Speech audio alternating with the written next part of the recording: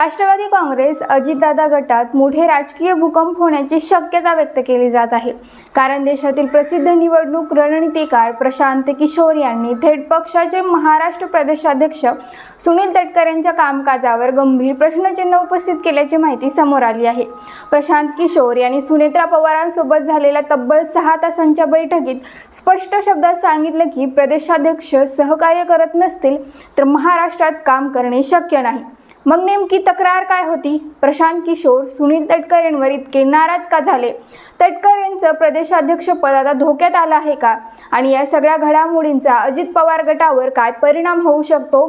याच सगळ्या प्रश्नांची उत्तर आजच्या व्हिडिओमध्ये जाणून घेऊया। राष्ट्रवादी काँग्रेस अजितदादा गटात गेल्या काही दिवसांपासून संघटनात्मक हालचाली वेगाने सुरू आहेत। पक्षाची जबाबदारी राष्ट्रीय अध्यक्षा सुनेत्रा पवार यांच्याकडे आल्यानंतर आगामी विधानसभा आणि स्थानिक स्वराज्य संस्थांच्या निवडणुकांसाठी पक्षाची नव्याने उभारणी करण्यावर भर दिला जात आहे।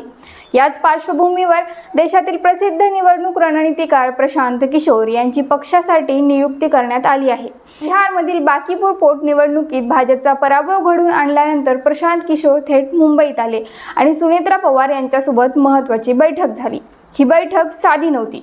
देवगिरी या शासकीय निवासस्थानी तब्बल 6 तास चर्चा झाली। या बैठकीला पार्थ पवार प्रत्यक्ष उपस्थित होते तर जय पवार ऑनलाईन सहभागी झाले होते। प्रशांत किशोर यांच्या टीममधील 2 सदस्यही या बैठकीत उपस्थित होते। सूत्रांच्या माहितीनुसार या बैठकीत प्रशांत किशोर यांनी आगामी निवडणुकीच्या रणनीतीसोबतच पक्षाच्या राज्य संघटनेचा सविस्तर आढावा मांडला आणि इथूनच सुरू झाला सर्वात मोठा मुद्दा। प्रशांत किशोर यांनी थेट महाराष्ट्र प्रदेशाध्यक्ष सुनील तटकरे यांच्या कामकाजाबाबत नाराजी व्यक्त केल्याची माहिती समोर आली आहे। त्यांची तक्रार नेमकी काय होती? सूत्रांच्या माहितीनुसार प्रशांत किशोर यांनी सांगितले की गेल्या 2 ते 3 बैठकींमध्ये त्यांनी पक्ष संघटना मजबूत करण्यासाठी अनेक सूचना दिल्या होत्या। पक्षाची रचना कशी बदलावी, कोणत्या जिल्ह्यात कोणत्या पद्धतीने काम करावं, बूथ लेवलवर संघटना कशी मजबूत करावी, कोणत्या नेत्यांना कोणत्या भागात जबाबदारी द्यावी, या संदर्भात त्यांनी सविस्तर सूचना दिल्या होत्या। मात्र या सूचनांची प्रत्यक्ष अंमलबजावणी झाली नाही असा दावा त्यांनी बैठकीत केल्याचं सांगितलं जात आहे। प्रशांत किशोर यांनी स्पष्ट शब्दात सांगितल्याचं सूत्रांचं म्हणणं आहे की जर प्रदेशाध्यक्ष सहकार्य करत नसतील तर महाराष्ट्रात काम करणे कठीण आहे। तसंच मी पुढील निवडणुकांसाठी काम करायचं असेल तर राज्य नेतृत्वाबाबत निर्णय घ्यावा लागेल। हे वक्तव्यच आता सर्वाधिक चर्चेत आहे। बैठकीदरम्यान जय पवार यांनी प्रशांत किशोर यांना एक महत्त्वाचा प्रश्न विचारल्याचंही सांगितलं जात आहे। राज्य नेतृत्वाबाबतच्या या सूचना तुम्ही यापूर्वी का दिल्या नाहीत? त्यावर प्रशांत किशोर यांनी उत्तर दिलं की या सूचना आम्ही आधीच्या 2-3 बैठकीत दिल्या होत्या, मात्र त्यावर कोणतीही प्रभावी अंमलबजावणी झाली नाही।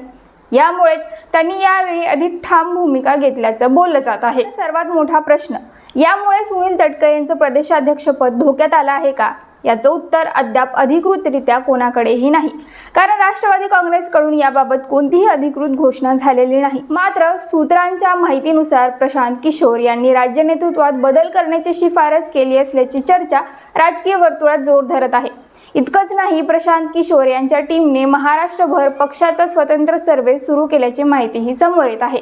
या सर्व्हेमध्ये पक्षाची ताकद, प्रत्येक जिल्ह्यातील संघटना, स्थानिक नेत्यांची लोकप्रियता, कार्यकर्त्यांची नाराजी आणि आगामी निवडणुकांमध्ये संभाव्य परिस्थिती याचा सविस्तर अभ्यास केला जाणार आहे। हा अहवाल सुनेत्रा पवार यांच्याकडे सादर झाल्यानंतर पक्षात मोठे फेरबदल होण्याची शक्यता व्यक्त केली जात आहे।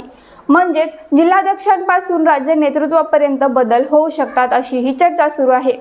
दरम्यान अलीकडेच बीडमध्ये झालेल्या पत्रकार परिषदेत धनंजय मुंडे यांनी सुनेत्रा पवार यांना माध्यमांशी बोलू न दिल्याचा मुद्दाही गाजला होता। त्या घटनेनंतर सुनील तटकरे यांनी धनंजय मुंडे यांचे कान टोचल्याची चर्चा होती। परंतु आता परिस्थिती अशी आहे की स्वतः सुनील तटकरे यांच्या नेतृत्वावरच प्रश्न उपस्थित होत असल्याचं चित्र आहे। आता पुढे काय होणार? सुनेत्रा पवार प्रशांत किशोर यांच्या सूचनांनुसार राज्य नेतृत्वात बदल करतील का? सुनील तटकरेंना प्रदेशाध्यक्ष पदावर कायम ठेवले जाईल का?